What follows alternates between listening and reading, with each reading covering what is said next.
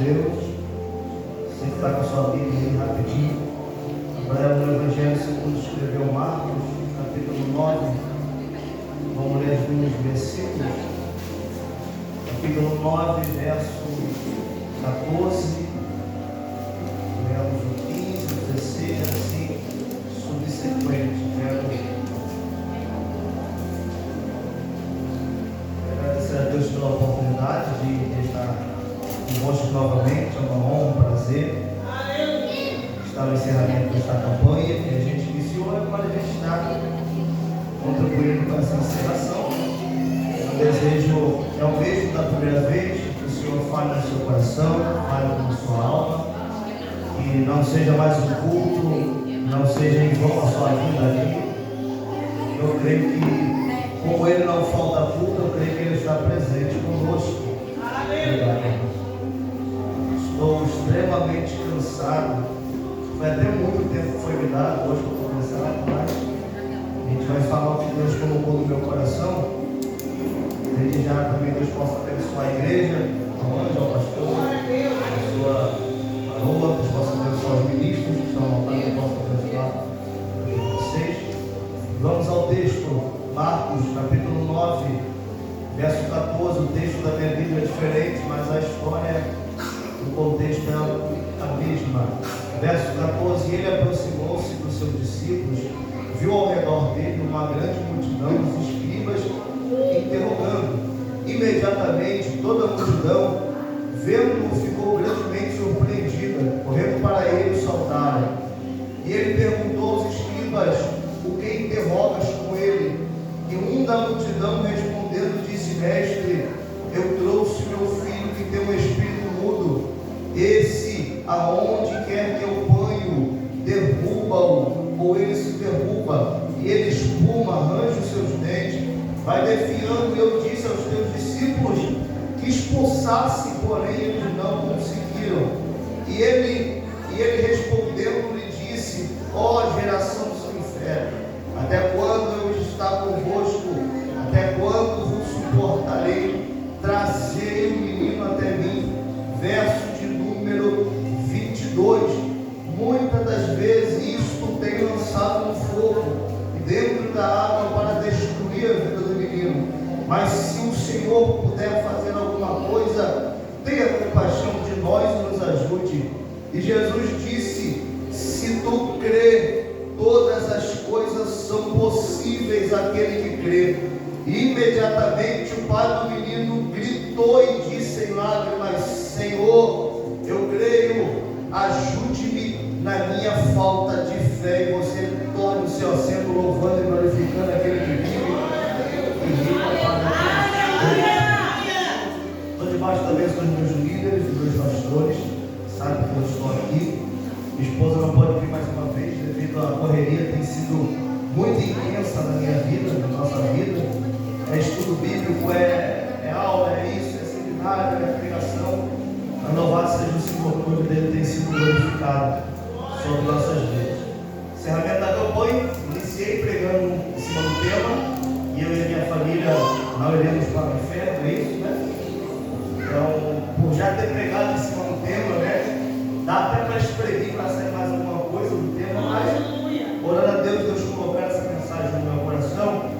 Talvez não possa falar muito sobre o tema, eu e minha família não iremos para o inferno, mas dará algum sentido sobre o tema que foi posto, que é salvação.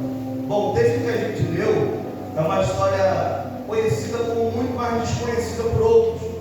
Para mim, essa história ela começa de uma forma muito esquisita, né? E termina de uma forma grandiosa.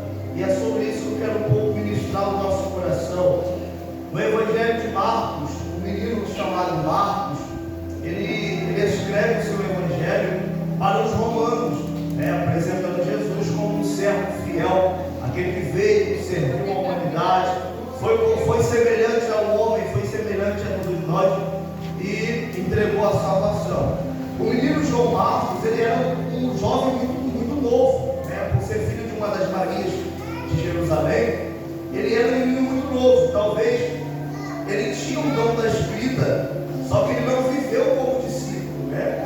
Os 4 evangelhos, 2 não foram discípulos.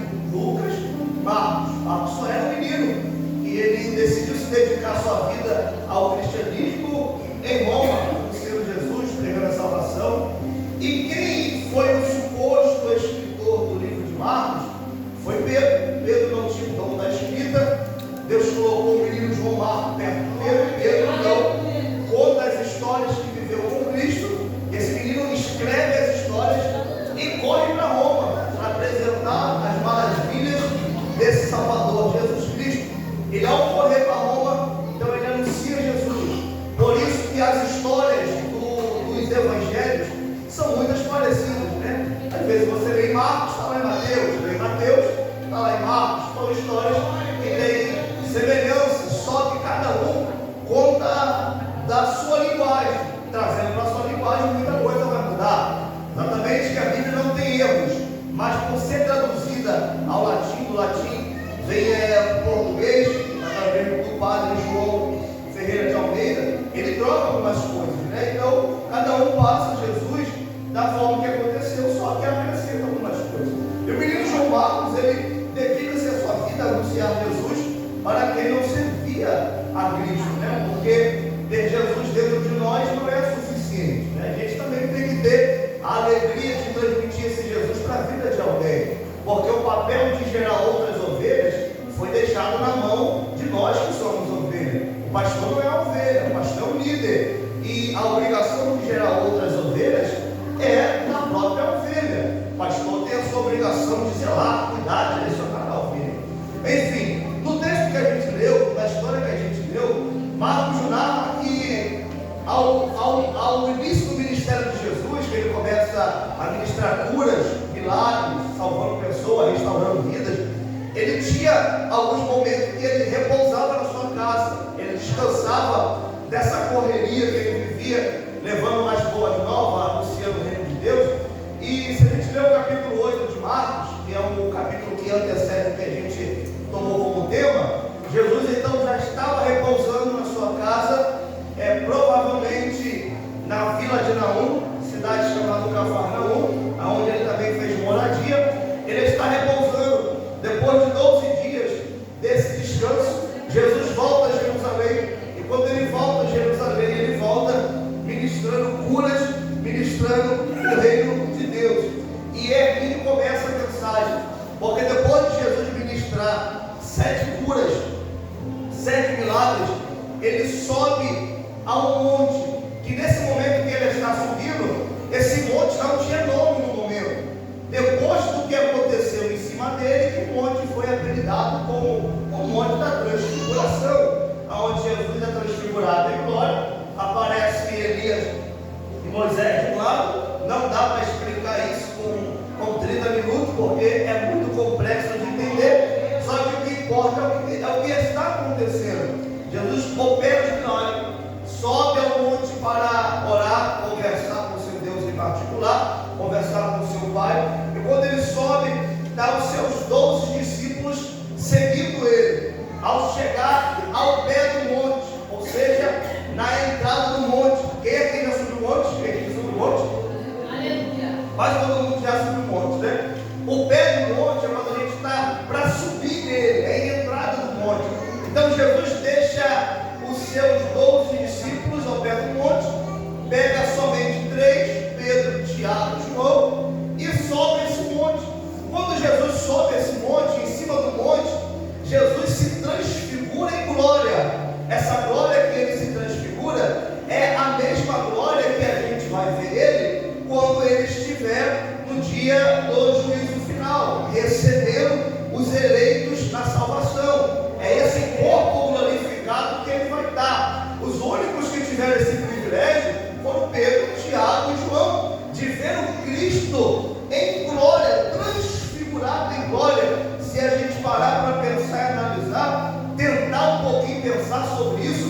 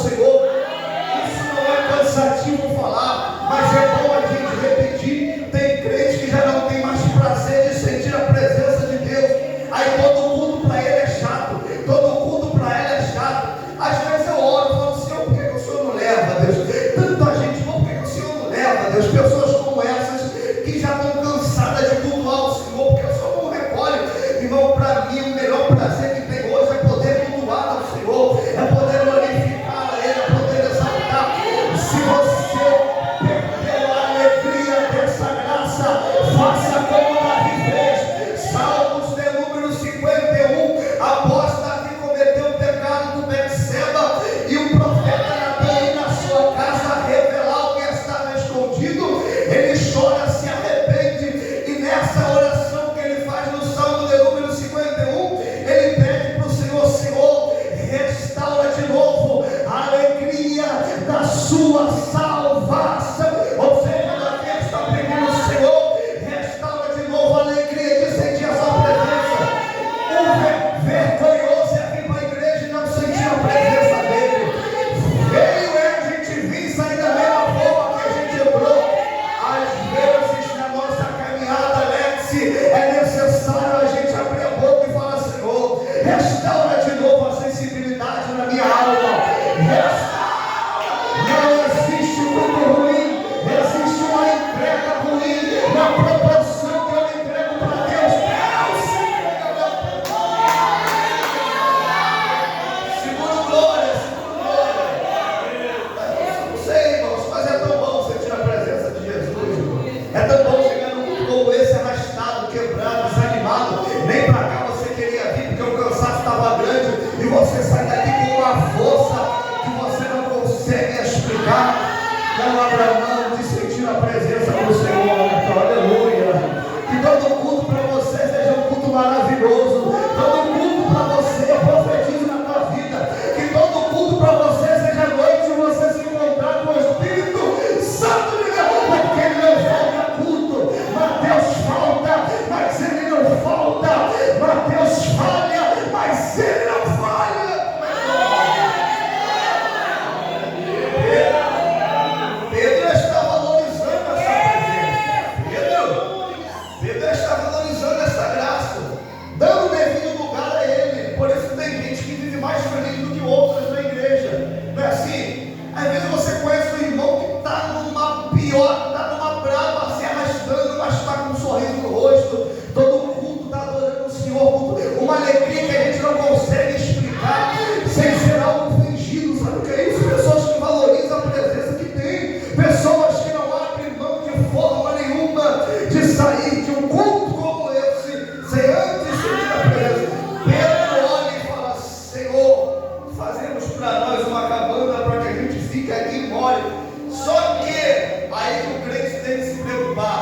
Só que depois desse movimento de glória no Monte da Transfiguração, a Bíblia menciona que na entrada do monte, aonde Jesus deixou os seus demais discípulos, se reuniam os escribas, os homens estudiosos da época, se reuniam os letrados, e se reuniu uma grande multidão, porque sabia que Jesus já estava ali, Jesus já estava orando. Eles ficam na entrada do monte, sendo impedidos pelos discípulos de subirem, até que Jesus voltasse. Só que nesse meio período aparece um homem, e esse homem talvez é um crente que está aqui dentro, ou uma pessoa desviada que está aqui.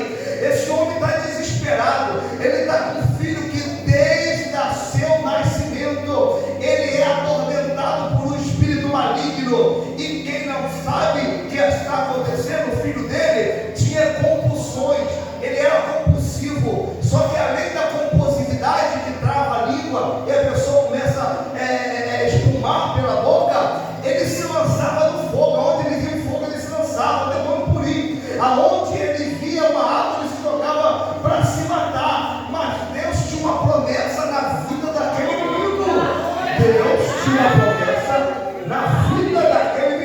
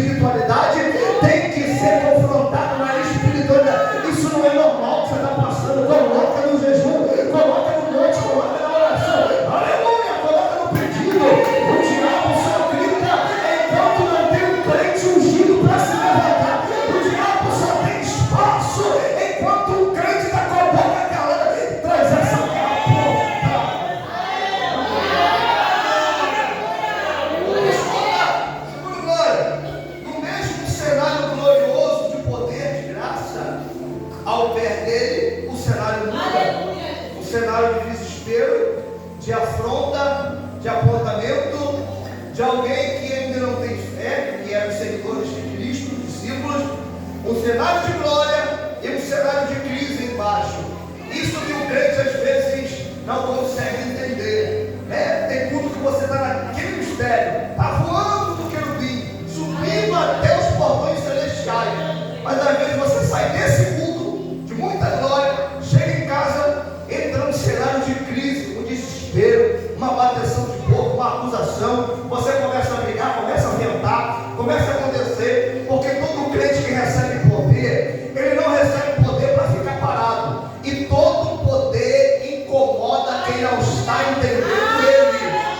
Por isso que tem dias que você sai da igreja, daquele culto maravilhoso, chega em casa, o que está acontecendo? É o diabo se levantando. Não, é simplesmente a unção que você recebeu, está incomodando alguém. E isso é bom, porque se está incomodando, está gerando alguma coisa dentro de alguém. Então fica em paz com as guerras que você enfrenta depois que você sai de cultos vitoriosos, cultos cheios da presença de Deus. Isso é consequência do poder de Deus na tua vida. A unção que Deus colocou na tua cabeça não é para atrair só coisas boas, vai atrair muita coisa ruim. Me prova na Bíblia para que não fica no achismo, te prova para que não fique heresia. Davi recebe a unção de Salmos, no Salmo no livro de Samuel, capítulo 1, verso 17. Davi recebe a unção de rei. Logo depois que Davi recebe a unção, o que vem no caminho dele? Urso e leão, dois animais que são considerados reis. E depois quem veio? O gigante Golias, o campeão Golias, com 2,75 metros de altura, amando de Davi de contra o povo. Percebeu que depois da unção, a vida de Davi estava tranquila. Depois que recebeu graça e unção, apareceu um montão de coisa ruim para ele enfrentar. Só que eu aprendi com Davi que a unção que Deus confia em mim, ela revela o que Deus tem para a minha vida. Não existe ungido sem prova. Jesus me guarda. Não existe ungida sem prova. Não existe aquele que recebe poder sem ter luta. As lutas da nossa vida é uma confirmação daquilo que Deus confiou a nós. Porque tudo contribui para o bem daquele que ama. É uma contribuição. Toda luta é uma contribuição. Toda prova é Deus confirmando a unção que você tem. Estranho se você passar um mês tudo bem, tudo em paz na tua vida. Tem que ter prova, tem que ter luta na nossa vida.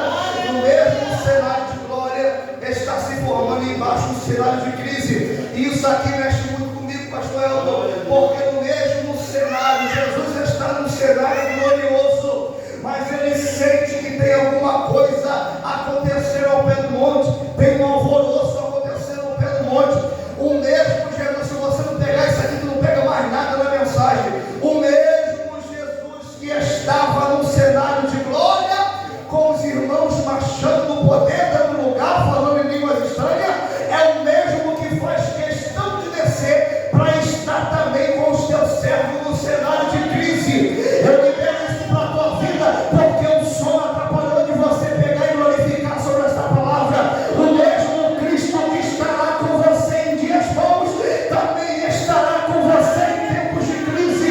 Aleluia! Eu estou sentindo Jesus aqui, no levanta sépia. O mesmo Jesus que esteve com você no tempo que estava dando tudo certo na tua vida, é o mesmo que não soltará a tua mão quando crise chegar, quando o cenário muda. Creia!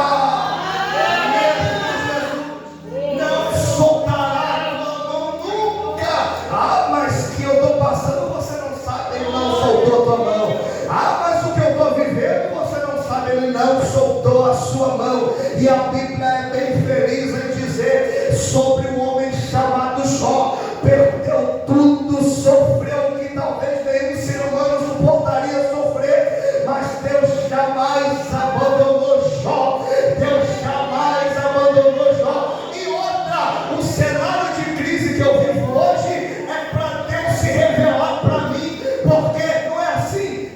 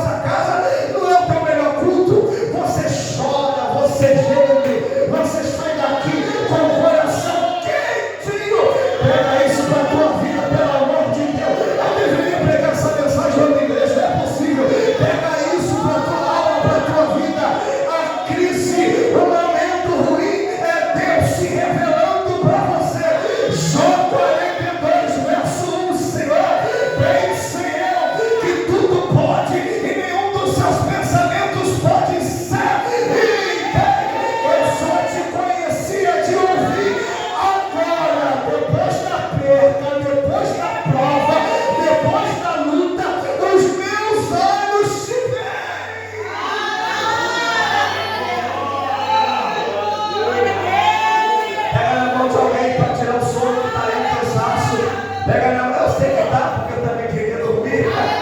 Pega na mão de alguém para tirar esse cansaço, para tirar esse sono que está batendo. Eu não vou deixar você dormir não, irmão.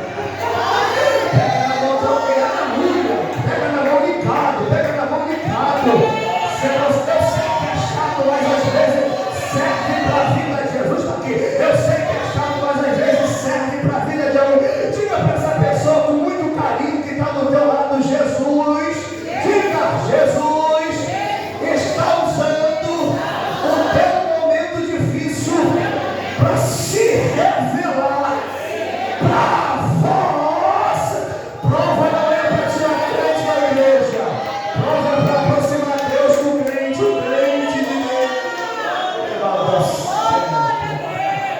Eu vou te dar 1 minuto para você. Não é possível que só eu estou sentindo essa presença aqui.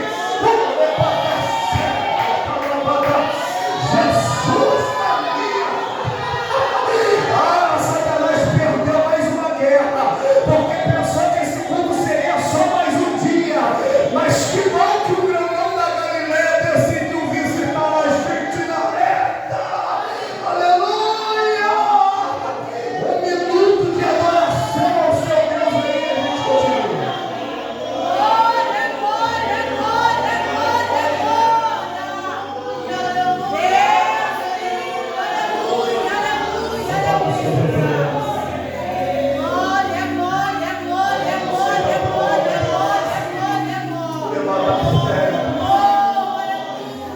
Seja o teu nome, Jesus. Aleluia. Aleluia.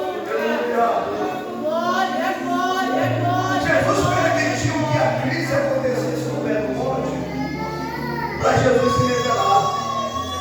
Você consegue entender isso? Não é fácil para ninguém estar na igreja, irmãos. Aleluia.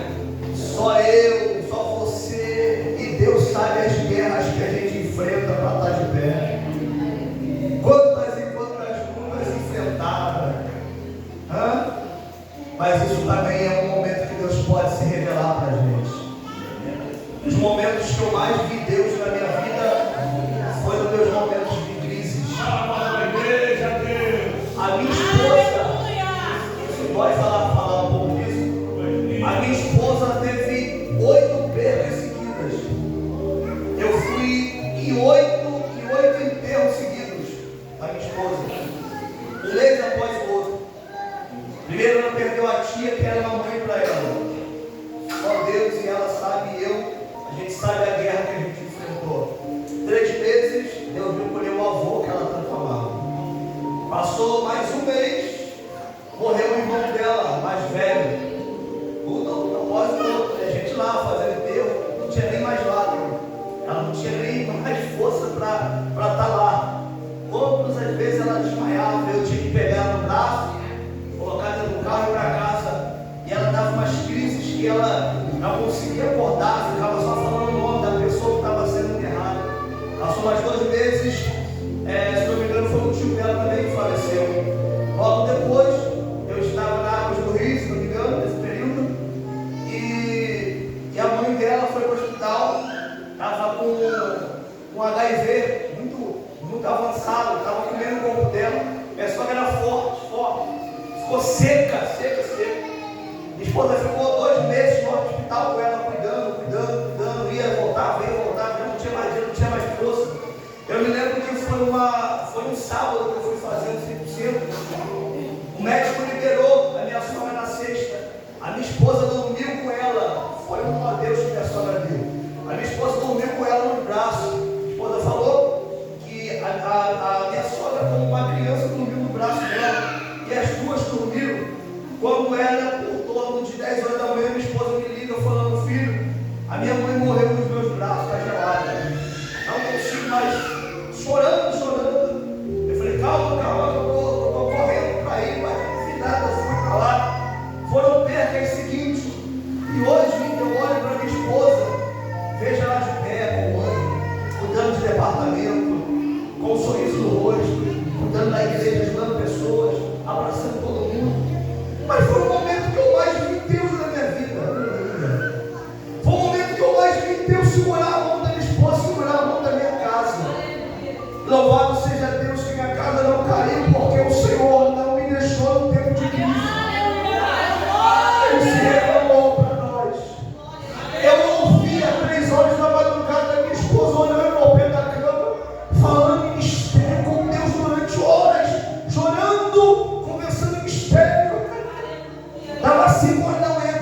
esposa chorando de joelho, começando mistério, chorando. E ela falava: Senhor, segura na nossa mão. Mas eu vi a mão de Deus com muita força na nossa vida. Porque Ele falou para mim que o tempo de crise é o momento que Ele usa para se revelar a nós. Não interprete a sua luta maior do que a do teu irmão. São crises necessárias para que Deus se revele a nós. Dói muito, mas Deus se revela para nós. É uma luta, um fardo que talvez muitos não conseguiam segurar. Se você vê ela, é uma grande mulher de Deus. Você vê ela sempre um sorriso, uma menina alegre. Às vezes tem suas crises, tem, mas nunca saiu da boca dela dizendo: Deus é injusto. Nunca saiu da boca dela dizendo: Deus nunca ouviu minha oração. Porque ela entende que se foi Deus que deu, Deus também pode tirar, Deus também pode levar. Claro que dói, isso não cicatriza com muita facilidade, mas hoje eu falo com toda certeza: é o meu maior exemplo de cristão está dentro da minha casa. Perdeu, mas não largou. Sofreu, mas entendeu que era a vontade de Deus. Talvez todo esse cenário de crise, toda essa dificuldade é para você entender: isso é a vontade de Deus na tua vida. Tem dia para acabar, tem prazo para acabar. Deus não coloca crente por muito tempo no deserto. Tem prazo para acabar. Tá certo, tá certo. Ele permite, mas não larga a gente sozinho. Ele permite, mas Ele não larga a gente sozinho. Não interprete que você está sozinho nessa. Deus jamais vai te deixar sozinho. Jamais vai te deixar só. E a maior dor para mim foi quando eu pensei que depois dessas perdas eu perderia minha esposa. Porque ela ficou doente, ficou magra. E ela passando por umas crises, pastor. Eu me lembro que teve um dia que nós estávamos em casa. Era uma casa alugada, pastor. E ela contando testemunho do que eu vivi. E isso é bom para a minha vida. Eu me lembro que ela caiu mal. Ficou 4 dias suando, gelado, frio. Não queria ir para o hospital, não comia nada. 3 dias suando, gelada. Não queria ir para o hospital, não queria fazer nada. Eu me lembro que foi na noite de domingo. Ela parecia que deu o último suspiro dela. Ela estava na cama deitada. Ela segurou firme na minha mão. Eu estava orando por ela. Ela segurou firme na minha mão. Eu lembro como se fosse ontem. Ela falou: filho, para de chorar, porque eu sinto que Deus já está me recolhendo. Aquilo foi um tapa na minha cara. Eu chorava, eu falava: Senhor. Mas em nenhum momento eu pedi para Deus reverter aquilo ali. Falei: Senhor, o Senhor me deu. E o Senhor está levando, bendito seja o teu nome. Quando eu falei isso, ela deu um pulo na cama, respirou, falou: eu senti que a presença de Deus me colocou de pé. Aquilo que estava sem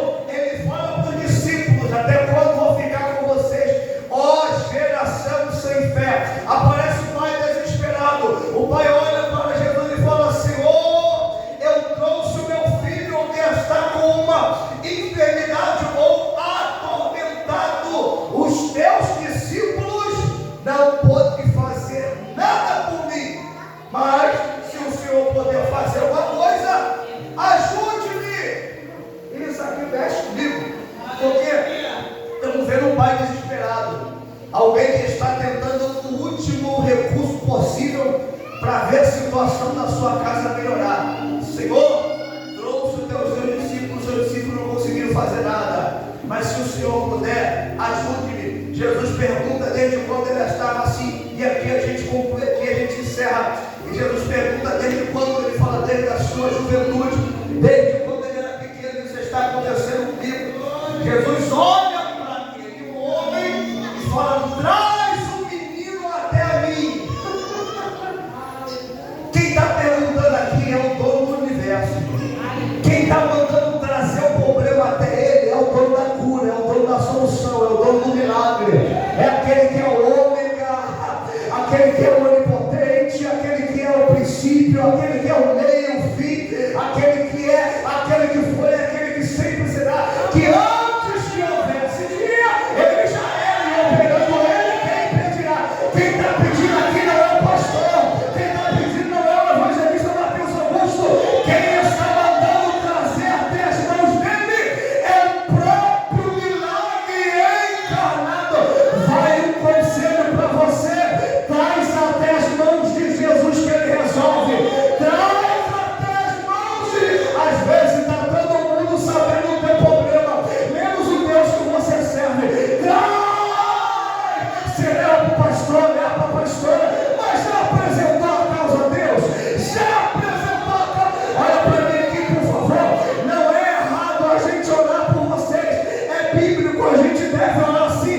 Só que tem gente que quer alcançar o milagre ou melhorar alguma coisa na vida através da oração do ungido, e Deus não atende interesseiro, Deus não responde interesseiro. Todo mundo está sabendo, menos Deus.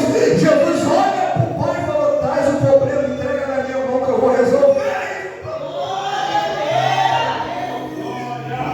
Jesus, antes de curar esse menino, ele vai tratar de quem já não tinha mais força.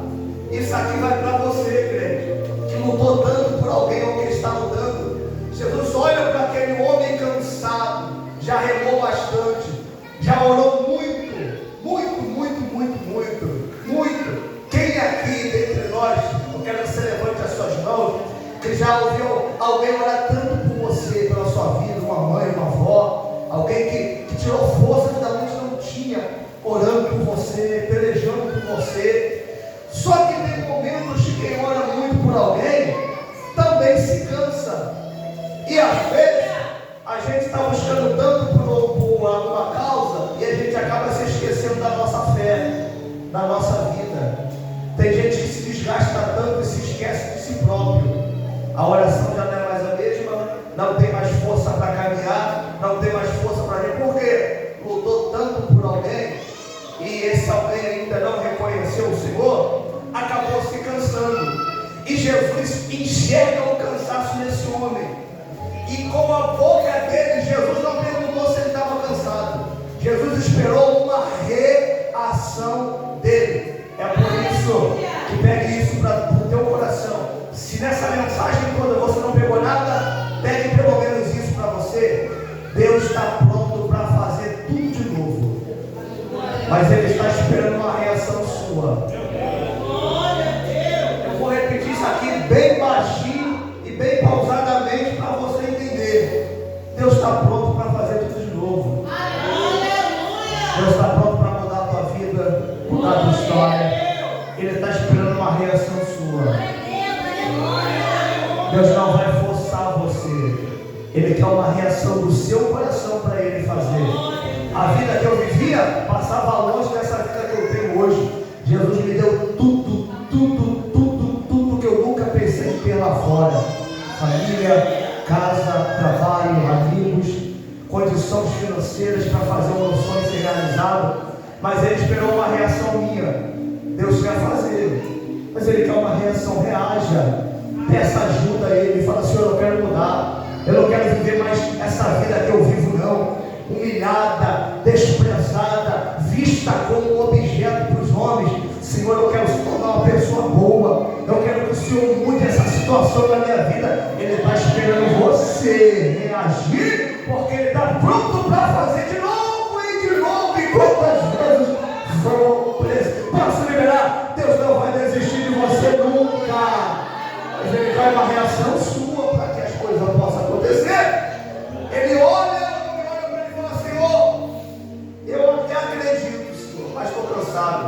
me ajude na minha falta de fé. Sabe o que é isso? Um grito de um corajoso, pedir socorro quando precisa de socorro. O erro nosso às vezes é querer ser essa pessoa forte o tempo todo. O erro do crente às vezes é querer ser esse homem, essa mulher forte o tempo todo. Às vezes a gente está quebrado e não abre a boca para pedir ajuda a Ele. E a gente precisa ter essa coragem, às vezes quando eu estou cansado, estou fraco na fé, estou quase desviando, mas me ajuda na minha fraqueza. Aí Paulo diz que nas minhas fraquezas